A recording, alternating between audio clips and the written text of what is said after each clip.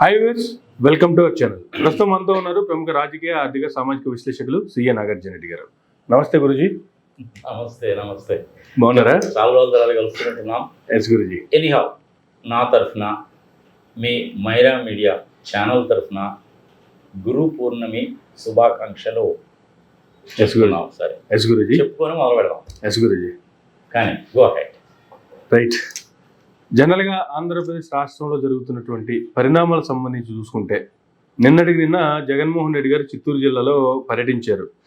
Last పర్యటన ఆయన చూసుకుంటే మన పల్నాడు అనాలి, ఎందుకంటే మనంతా పల్నాడు జిల్లా కాబట్టి మన పల్నాడుకి సంబంధించినటువంటి ఏరియాలో సత్తెనపల్లి మండలం రెంటపల్ల గ్రామానికి వాళ్ళ కార్యకర్త చనిపోయిన 1 year సందర్భంగా ఆయన తండ్రి కొడుకు గుర్తింపు కోసం ఒక విగ్రహాన్ని తయారు చేసుకుంటే ఆ రోజు అక్కడ చేసినటువంటి అడవుడు చూసాం. పోలీసులతో 10 vehicles ఉండాలి, జగన్మోహన్ రెడ్డి గారితో సహా 100 మందే ఉండాలి అని చెప్పి బారికేడ్లు ఏ విధంగా పెట్టారు.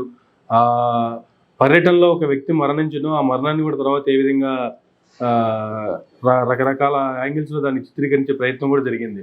నిన్నటికి నిన్న చిత్తూరులో చూసుకుంటే కూడా అదే పరిస్థితి. 500 మందికి మాత్రమే పర్మిషన్ ఇచ్చారు, 1000 మంది పోలీసులతో కాపలా పెట్టారు.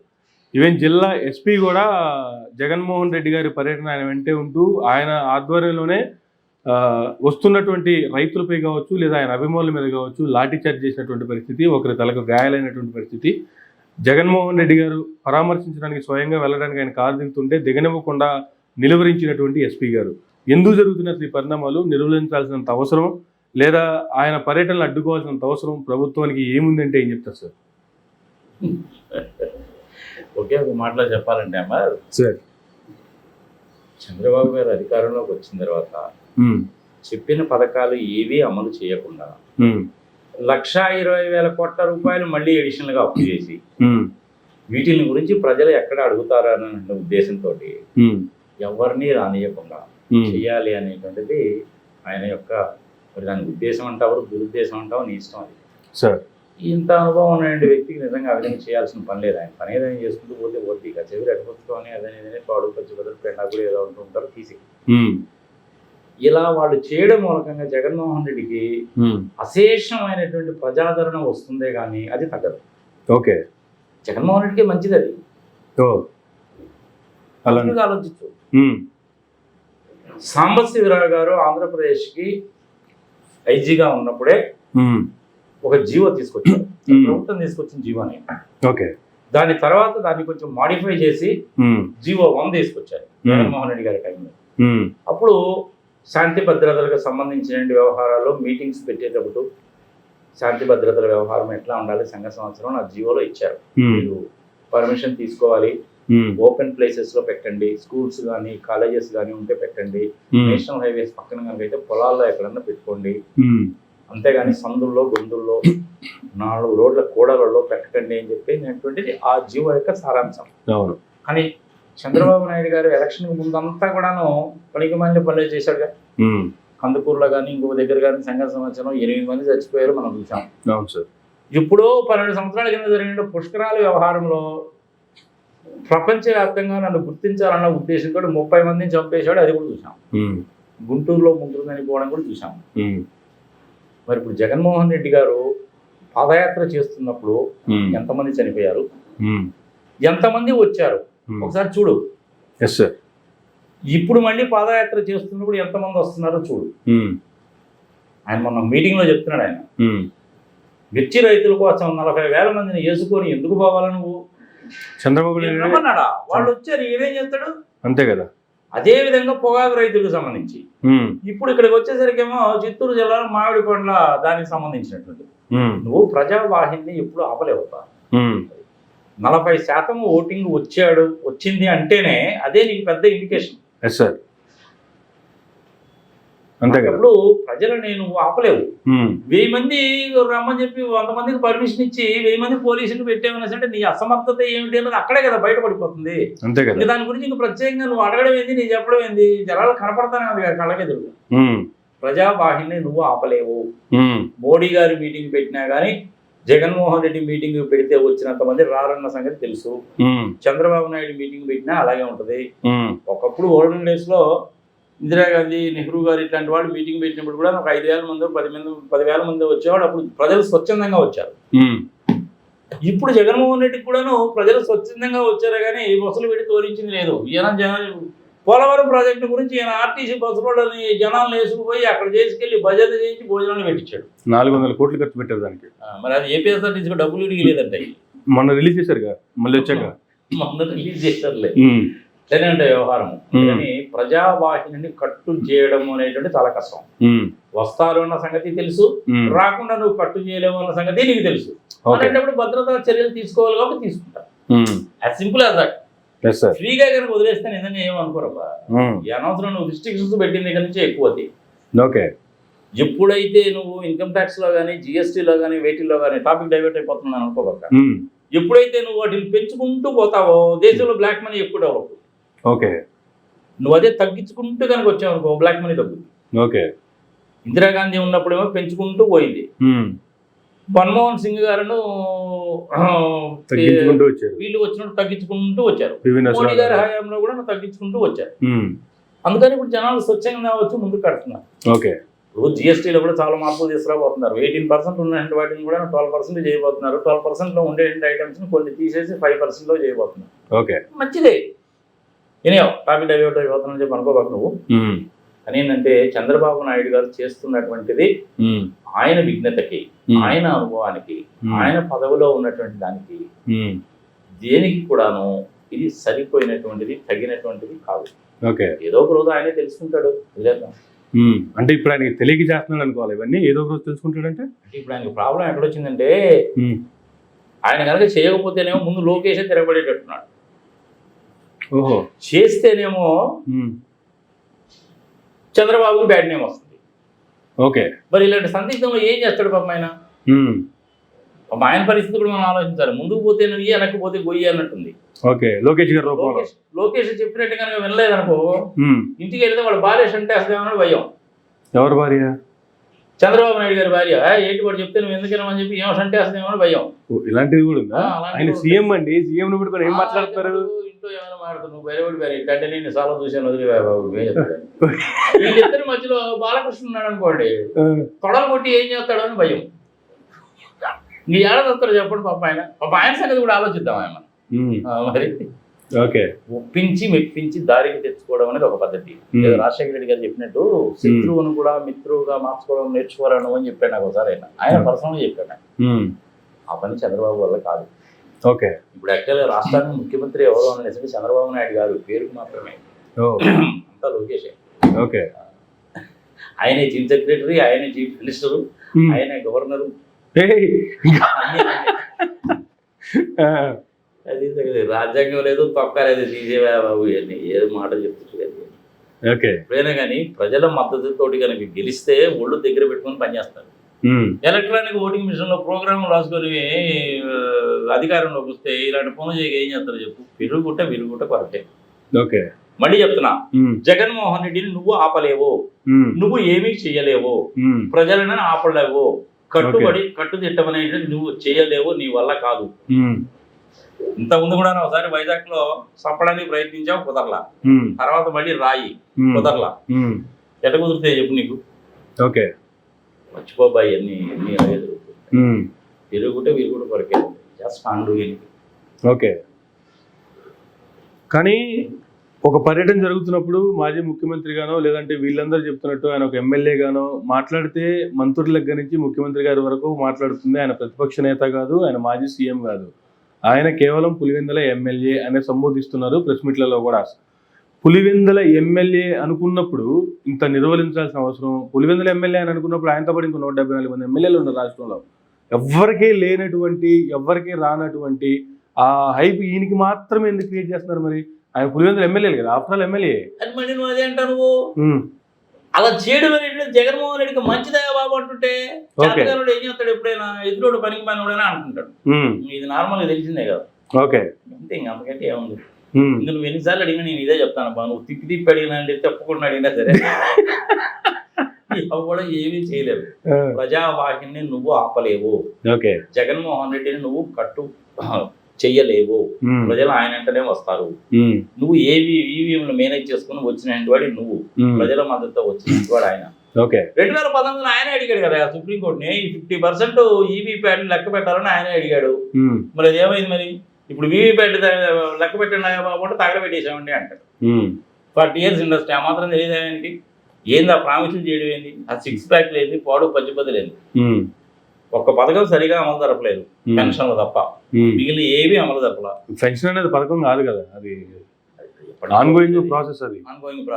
అది కూడా పథకం కింద లెక్క కాదు.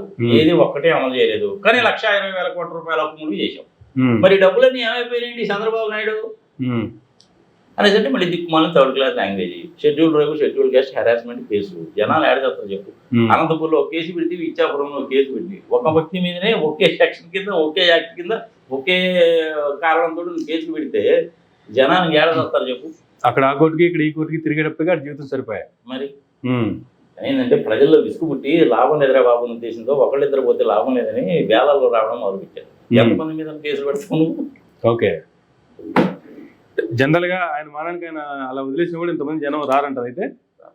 ఓకే, జగన్మోహన్ రెడ్డిని ఫ్రీగా కానీ వదిలేస్తే సగం మంది కంటే ఎక్కువ. ఓకే, ఆయన రిస్ట్రిక్షన్స్ పెట్టడం ఆయనదే చాలా మంచిది. కానీ రిస్ట్రిక్షన్ పెట్టినప్పుడు జనాలు రావాలనుకున్నా కూడా మరి ఏం సార్ అది? గతంలో సత్రపల్లి చూసాము. సత్రపల్లి అంటే సత్రపల్లికి రెంటపల్లికి మధ్యలోనే మా ఊరు కూడా. మా ఊరు మీదగానే పోతుంటే మా ఇంటి దగ్గర కూడా నేను కెమెరా పెట్టి మరీ విజువల్స్ తెప్పించుకున్నా. అసలు పొలాలకు అడ్డం పడి ఎక్కడ దొరికితే అక్కడ ఎటు పడితే అటు దారులు వెతుక్కుని మరీ వెళ్ళిపోతున్నారు. అంతే మరి. నిన్న చిత్తూరులో కూడా అంతే, మామిడి తోటల్లోను, కొండల్లోను, గుట్టల్లోను, రాళ్ళ రప్పల్లో పడి, ముళ్ళల్లో పడి ప్రజల్లో వెళ్ళిపోతూనే ఉన్నారు. అలాగా అభిమానం ఉన్నప్పుడు ఎలాగైనా వెళ్తారయ్యా. నువ్వు ట్రాక్టర్లు వేసుకొని వెళ్తారు, కార్లలో వెళ్తారు, సైకిల్ తొక్కుంటూ వెళ్తారు, నడుచుకుంటూ వెళ్తారు, పొలాల్లో కూడా వెళ్తారు, చెరువు గట్ల మీద నడిచి వెళ్తారు. ఎలాగైనా వెళ్తారంతే. నువ్వు ప్రజల్ని కట్టడి చేయలేము. సత్తెనపల్లి మీటింగ్ లో ఒక కార్యకర్త ఒకతను రప్ప అనేటువంటి ఫ్లెక్సీ పెట్టుకొని వచ్చాడని, ఆ తర్వాత దాన్ని ఒక ప్రెస్ మీట్ లో ఆయన నెక్స్ట్ డే అప్పుడు ప్రెస్ మీట్ కూడా పెట్టారు.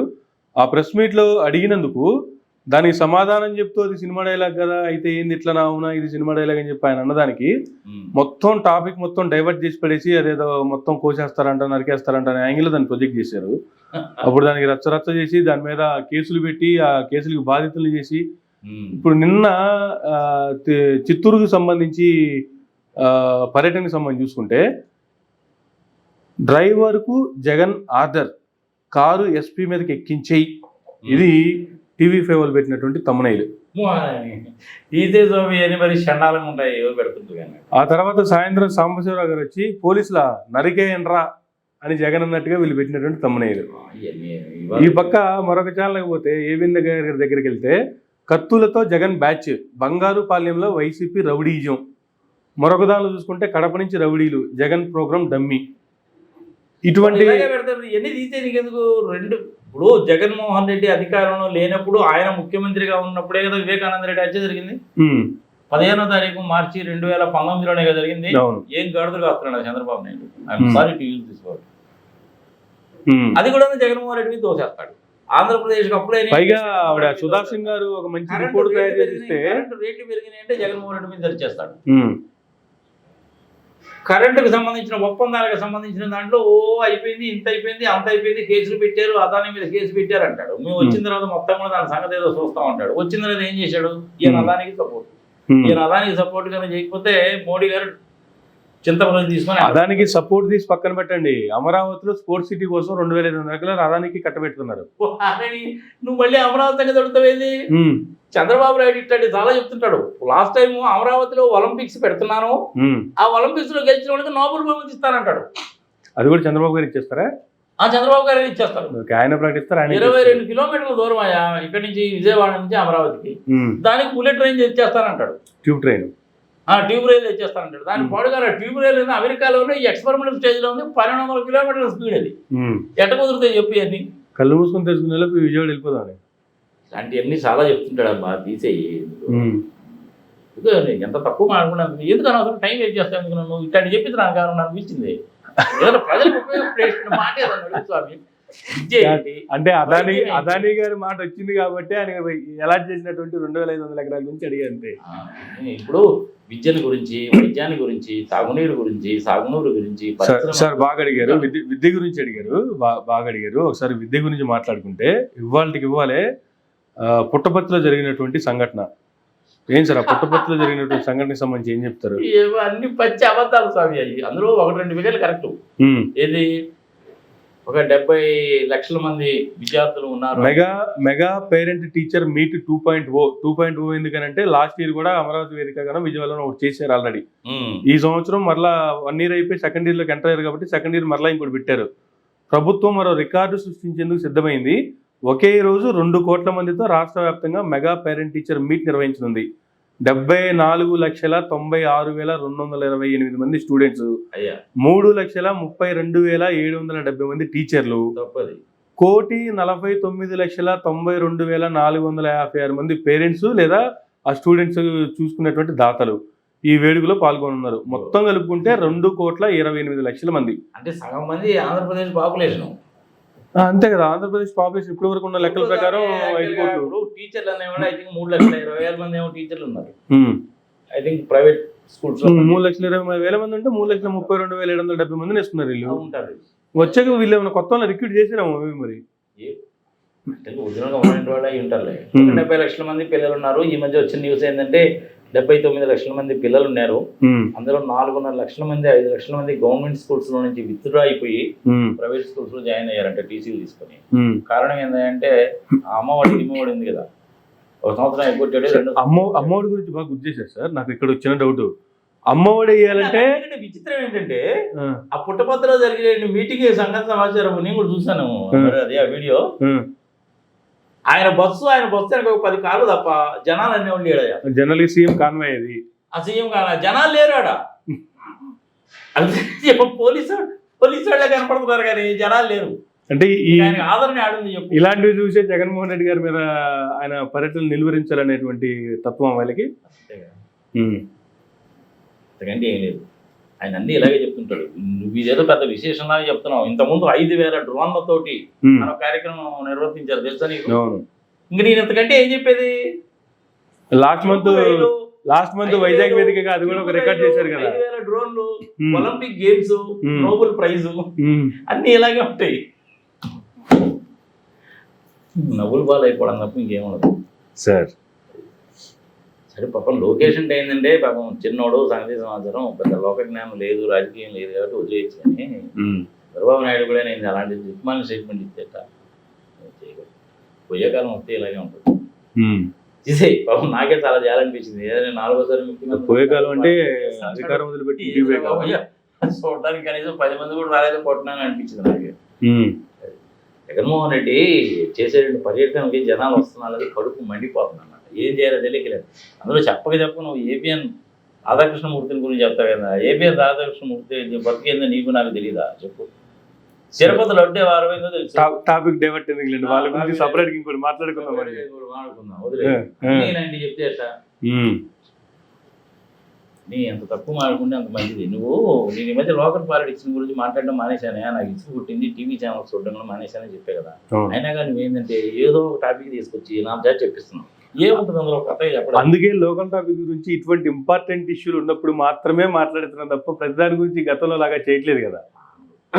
వదిలే అబ్బాయి ఎందుకన్నా టైం కానీ ప్రజలకి మనం ఒక వీడియో చేసాము 10 నిమిషాలు అంటే ప్రజలకి సమ్ స్టాటిస్టికల్ ఇన్ఫర్మేషన్ తెలియాలా, రాష్ట్ర పరిస్థితి ఏంటో తెలియాలా, ఆర్థిక పరిస్థితి ఏంటో తెలియాలా, ఉన్న ఇండస్ట్రీస్ ఏంటి, కొత్తగా వచ్చిన పరిశ్రమలు ఏంటి, ఎన్ని ఉద్యోగ అవకాశాలు వచ్చాయన్న సంగతి తెలియాలి. ఇట్లాంటివి తెలియాలి. కానీ ఎంతసేపు ఇదేనా? ఆ మీటింగ్ ఎంతమంది వచ్చారు, ఈ మీటింగ్ ఎంతమంది వచ్చారు, రెడ్ బుక్ లో ఎవరిని టిక్ కొట్టాడు, ఎవడు పోయాడు, ఇదేనా? ఇంకేం పని పడలేదా?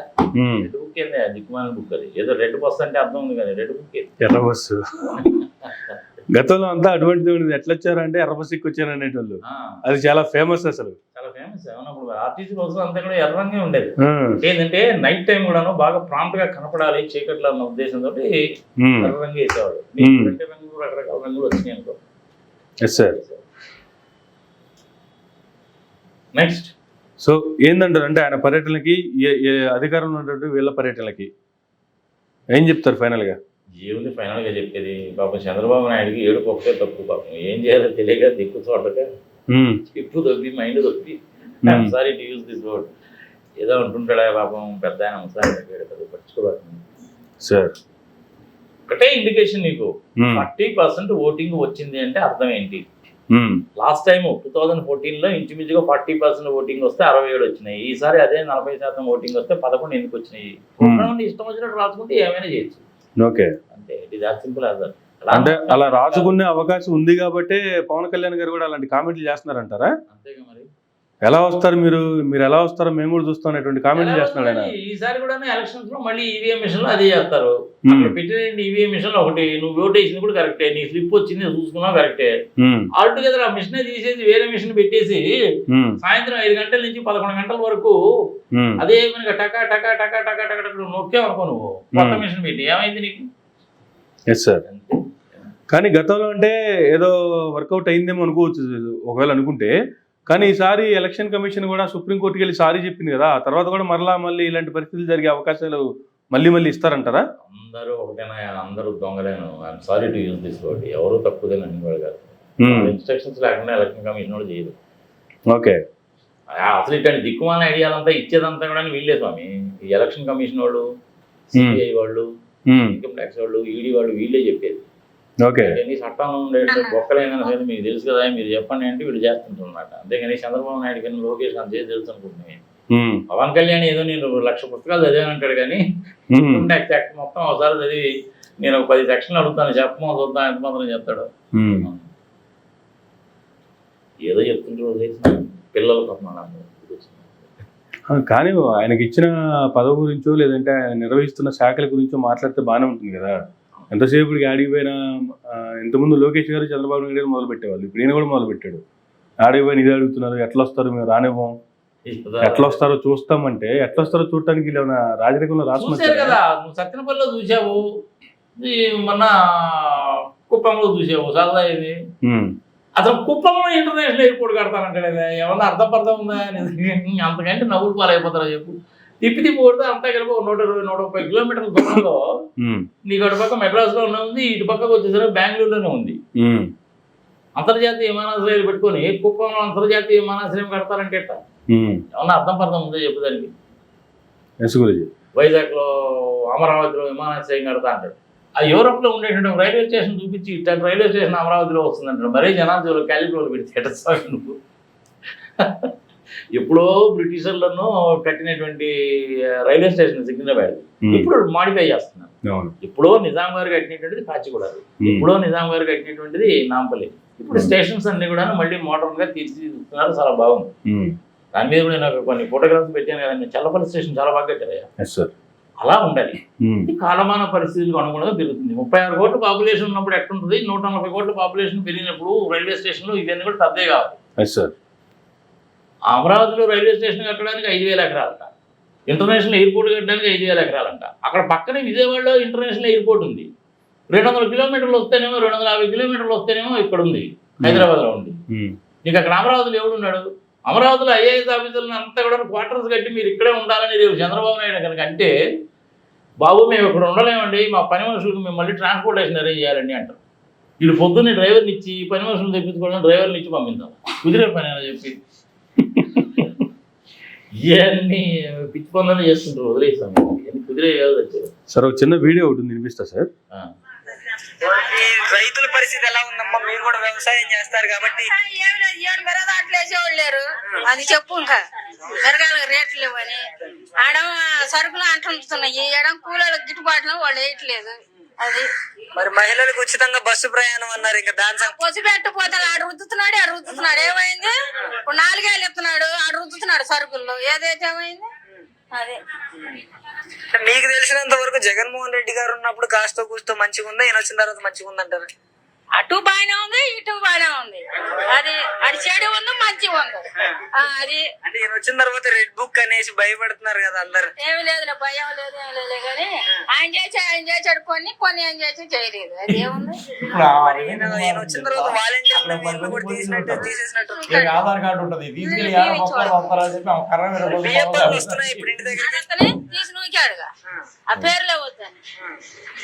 బియ్యం వాహనాలు ఉంటే మంచిది అంటారా, తీసేయడం మంచిదే? అందరు బాగోద్దు ఆడికి తీసేయడం కరెక్ట్ అని అంటారా? మీకు తెలిసిన మాకు తెలిసింది అయితే కాదని నేను అంటున్నా.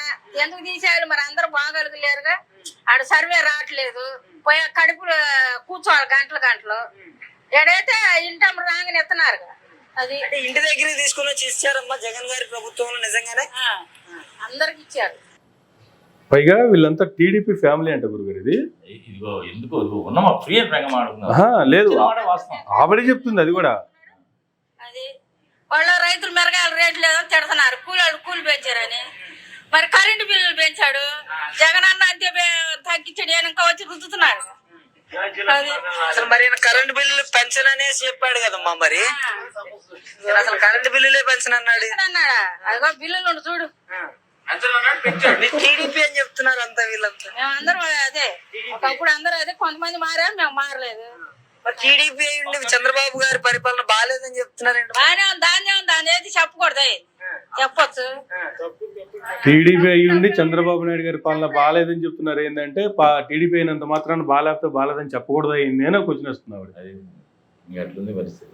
ఎందుకంటే ప్రజల్లో చాలా వ్యతిరేకత వచ్చింది చంద్రబాబు నాయుడికి తెలిసిపోయింది. ఏం చేయాలో తెలియడం లేదు మనిషి. ఇప్పుడు పవర్కి సంబంధించిన దాంట్లోనే అదానీ తోటి చేసుకునేటువంటి ఒప్పందాలు నేను క్యాన్సిల్ చేస్తున్నాను అని చెప్పి కనుక ఒక్క మాట కనుక ఆయన కనుక చెప్పాడంటే గవర్నమెంట్ కూలిపోయినా నువ్వు ఆశ్చర్యపడాల్సిందే. ఓకే, ఇంకెందుకంటే నేను చెప్పలేను బాస్, ఇది అలా పెడతాను అనుకో. సరే ఒక్కసారి అమెరికా దగ్గరికి వెళ్దాం. అమెరికాకి వెళ్దాం. అమెరికాలో ఆట నాట ప్రోగ్రాం జరుగుతున్నాయి. ఎవ్వరు రాష్ట్రం విడిచిపెట్టిపోవడానికి వీల్లేదు. నాటాలు ఆటాలు అని చెప్పి అమెరికా పోతే ఇంక మీ చీటీ చిరిగిపోయినట్టే. మళ్ళీ వచ్చేసారి మీకు ఎలక్షన్లో ఎమ్మెల్యే సీటు కూడా లేదని గుర్తు పెట్టుకోండి. ప్రతి ఒక్కళ్ళు సంవత్సర కాలంగా జరిగినటువంటి సంవత్సరంలో మనం చేసినటువంటి మంచిని ప్రతి ఇంటికి వెళ్ళి ప్రతి ఇంట్లో మీరు మాట్లాడాలి. మనం చేసినటువంటి అభివృద్ధి కార్యక్రమాలను ప్రతి ఒక్కరికి చెప్పాలి. ఎందుకంటే వైసీపీ దుష్ప్రచారం చేస్తుంది. ఇది చంద్రబాబు నాయుడు గారు వాళ్ళ కార్యకర్తలకి, వాళ్ళ ఎమ్మెల్యేలకి అందరికీ మీటింగ్ పెట్టి అందరిని కూర్చోబెట్టి ఎవ్వరు పోవడానికి వీల్లేదని చెప్తే నెక్స్ట్ డేకి ఎంతమంది వెళ్ళిపోతారు అమెరికాకి? నేను చెప్పినందుకు మాత్రం వింటాను అనుకున్నావు. ఏంటి మరి వాళ్ళకి ఇన్విటేషన్ వచ్చింది, ఫ్రీ ఆఫ్ కాస్ట్ వెళ్తారు. మరి చెప్పినంత మాత్రం వింటలేదు. వారం రోజులు పోయించినంత మాత్రాన పంపలంటూ పోతాయా? ఆయనే చెప్పాడు కదా, ఆయన ప్రభుత్వ అధినేత, వాళ్ళ పార్టీకి సంబంధించి ఉంటే పార్టీ అధినేత సార్, రెండు ఆయనే కదా. మరి ఆయన విప్పు జారీ చేస్తాడేది తిరిగి. ఏమైనా అసెంబ్లీ జరుగుతుందా లేదా ఆయన బిల్లులు ఏమైనా పెట్టారా? అప్పుడు కనుక ఏదో విప్పు జారీ చేశాం కాబట్టి నువ్వు ధిక్కరించావని చెప్పి ఏదో ఒక విధంగా పార్టీలో నువ్వు బయటికి మీద సస్పెండ్ చేయడం చేయొచ్చు. వాటిలో నువ్వు ఏం చేస్తావు? ఆయన ఏం చేయగలుగుతాడు? ఏమీ చేయలేదు. పోవద్దన్నంత మాత్రం నోటుకుంటారు. ప్రతి ఒక్కడు ఏ రీజన్ పెడతారు తెలిసిన, నేను హార్ట్ ఆపరేషన్ నేర్చుకోవడానికి పోతున్నాను, నేను పోతారు అనవసరంగా మళ్ళీ ప్రభుత్వానికి అది ఒక వాడు టాటా వాళ్ళు కనుక అయితే వాళ్ళే టికెట్ కూడా ఇస్తారు వాళ్ళ కాంట్రిబ్యూషన్స్ లో నుంచి. ఈయన ఈ విధంగా రిస్ట్రిక్షన్ కనుక పెంచాడు అనుకో, హార్ట్ ఆపరేషన్కి పోతున్నానండి, కిడ్నీ ఆపరేషన్కి పోతున్నానండి, ఓపెన్ హార్ట్ సర్జరీకి పోతున్నానండి అని చెప్పి శుభ్రంగా పోయి ఆ మీటింగ్లు కూడా అటెండ్ అయ్యి ఆపరేషన్ ఏం అవసరం లేదన్నారండి అని చెప్పి సర్టిఫికెట్ కూడా తీసుకొని పోవడానికి రావడానికి ఖర్చులు బిల్లులు మొత్తం ప్రభుత్వానికి పెడతారు. ప్రభుత్వం పెట్టాలి మరి, చూసుకోవడానికి పోతే వాళ్ళే ఇవ్వాలి మరి ఇవ్వాలి కదా అని నేను మర్చిపోకు. ఇట్లాంటి పనులు చేయడంలో చంద్రబాబు నాయుడు దిస్తావస్తులు.